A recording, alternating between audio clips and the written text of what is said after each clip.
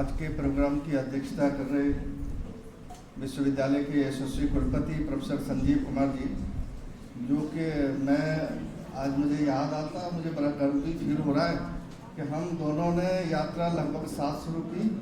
Sir विश्वविद्यालय में, आगरा विश्वविद्यालय में करीब 5-6 महीने पहले आए थे, मैं उसके बाद आया।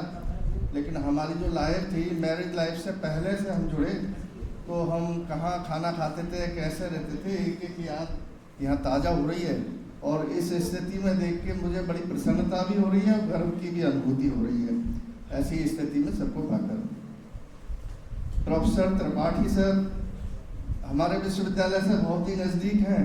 और सर, जब मैंने ज्वाइन किया, सर का सारे टेन्योर खत्म हो गया था, तो लेकिन सर की बातें मैं बहुत सुनता रहता हूँ और सर की चर्चाएं पॉजिटिव वे में इतनी होती हैं। उस अमरकंटक विश्वविद्यालय को यदि किसी ने दिशा दी है तो वो सर की आम चर्चा में रहता ही है। मैं 2-3 बार अमरकंटक विश्वविद्यालय गया भी, रुका भी, तो आम छोटी छोटी चर्चाओं में आपकी चर्चा आ ही जाती है। ऐसा वैसे वहाँ पे जाके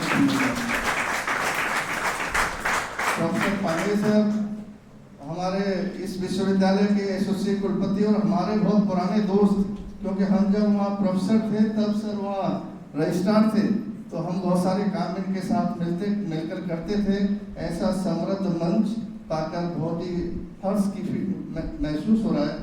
और विश्वविद्यालय में आज बहुत सारे शोधीजन यहाँ पे आए हुए हैं, अपने अपने पेपर और व्याख्यान प्रस्तुत करेंगे, शिक्षक साथियों, छात्र छात्राओं।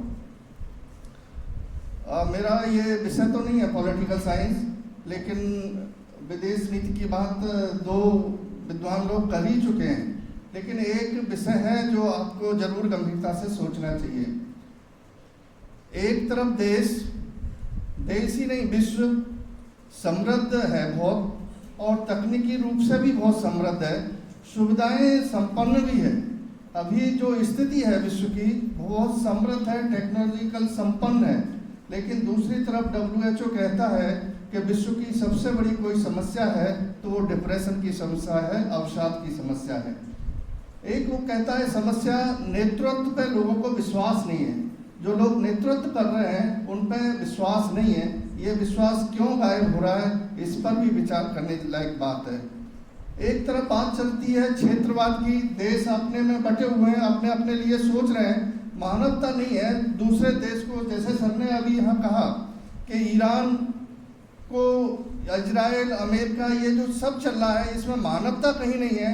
और जो टेक्नोलॉजी का समृद्धि है उसका भी किस रूप में आज मानव यूज कर रहा है, ये भी एक विचार की बात है। तो ये सब क्यों हो रहा है, इस पे हम युवाओं को, खास तौर से युवा वर्ग को, इस पे चिंतन अवश्य करना चाहिए। ये सब इस कारण हो रहा है कि लोग धर्म के साथ जी नहीं रहे हैं। और वो धर्म क्या है? धर्म कोई ये धर्म नहीं है कि मैं हिंदू हूँ, आप मुस्लिम हूँ और कोई क्रिश्चियन है। ये कोई धर्म नहीं है, ये हमारे जीवन जीने की पद्धतियाँ हैं। हम इस पूजा शक्ति को मानते हैं, कोई दूसरी को मानता है, ऐसा चलेगा। लेकिन धर्म क्या है? धर्म को किसी को सीखना है तो धर्म को आप प्रकृति से सीखिए। प्रकृति के तत्वों को आप देखेंगे तो हर तत्व अपने लिए काम नहीं करता, वो दूसरे तत्व के लिए काम करता है। जैसे आप ले लीजिए, पृथ्वी को ले लीजिए, सूर्य को ले लीजिए, चंद्रमा को ले लीजिए, जल को ले लीजिए, हवा को ले लीजिए, सारे पृथ्वी कुछ दे रही है, उगा रही है, सृजन कर रही है, वो अपने लिए कुछ नहीं कर रही है। हम लाख पृथ्वी पे अत्याचार करें, तरह तरह के अत्याचार हो रहे हैं, लेकिन पृथ्वी फिर भी सृजन करना बंद नहीं कर रही है और वो हमें सब दे रही है जो एक जीवन जीने के लिए हमको चाहिए। सूर्य भी अपना लगातार प्रकाश दे रहा है। यह सूर्य हमको सीधा प्रकाश दे दे तो शायद हम यहाँ बैठने की स्थिति में ना होंगे, बहुत जल्दी जल भी सकते हैं। लेकिन वो उतना ही संतुलित मात्रा में प्रकाश दे रहा है जितना हमको चाहिए। लेकिन उस ओजोन को डिस्टर्ब करने का काम हम मानव ही कर रहे हैं। जैसे सर ने कहा, अभी जलवायु परिवर्तन का विषय चल रहा है, पर्यावरण का विषय चल रहा है, वो कोई प्रकृति डिस्टर्ब नहीं कर रही है, उस प्रकृति को हम लोग डिस्टर्ब कर रहे हैं और उसको झेलेंगे भी हम ही लोग। जल है, जल समुद्र में है, लेकिन प्रकाश ऊष्मा देता है, बादल बनाता है, और हवा के माध्यम से, एक संयोजन के माध्यम से आजमगढ़ में बारिश होती है और आजमगढ़ में फसल उगाते हैं, वो हमारे लिए फसल का उपयोग होता है। तो ऐसे आप पृथ्वी के सारे तत्वों को देखेंगे तो उनके अंदर जो संतुलन है और उनका जो काम करने का तरीका है, एक तत्व दूसरे तत्व के लिए काम कर रहा है। यदि इन सोच के साथ जब हम लोग काम करते हैं और आगे बढ़ते हैं तो फिर हम एक विश्व के लिए काम करते हैं और विश्व एक दूसरे के लिए सब जुड़े हुए हैं एक दूसरे से।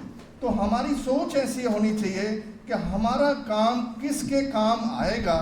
ऐसी सोच के साथ हमारी जितनी भी एक्टिविटी होंगी वो प्रकृति के अनुरूप एक्टिविटी होंगी और धर्म के अनुरूप एक्टिविटी होंगी।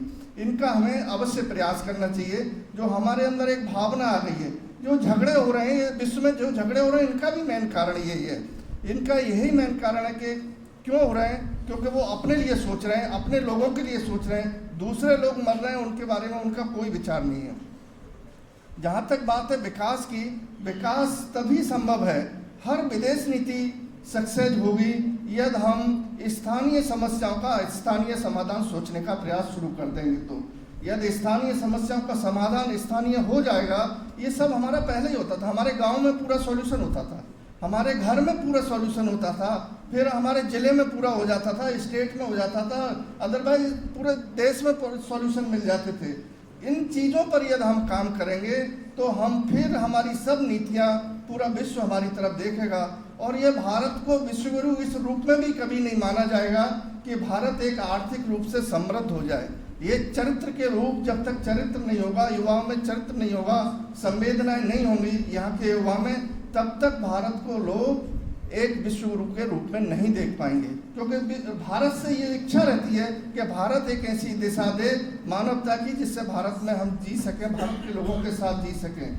तो हमारे प्रयास ऐसा करना, एक राष्ट्रीय शिक्षा नीति ऐसा एक आया है और अभी शिक्षा जगत का ये बहुत बड़ा दायित्व बन गया है कि उस राष्ट्रीय शिक्षा नीति का ढंग से पालन हो, इम्प्लीमेंटेशन हो। क्योंकि गवर्नमेंट तो एक पॉलिसी बना सकती है, पॉलिसी को इम्प्लीमेंटेशन करना हम लोगों का काम है।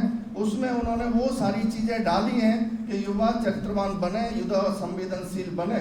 उसका इम्प्लीमेंटेशन हम लोग मिलकर कैसे प्रॉपर कर सकते हैं, यदि ऐसा कर पाए तो हम भी अपना विश्व में एक रोल प्ले कर पाएंगे और भारत के लिए कुछ कर पाएंगे। तभी विकसित भारत 2047 जैसा प्रधानमंत्री जी ने कल्पना की है वैसा बन पाएगा। बस इन्हीं शब्दों के साथ मुझे आमंत्रित किया, ये मेरे लिए एड ऑन हो गया तो मैं आपके इस कार्यक्रम में भी शामिल हो गया। आपने बुलाया, बहुत बहुत धन्यवाद।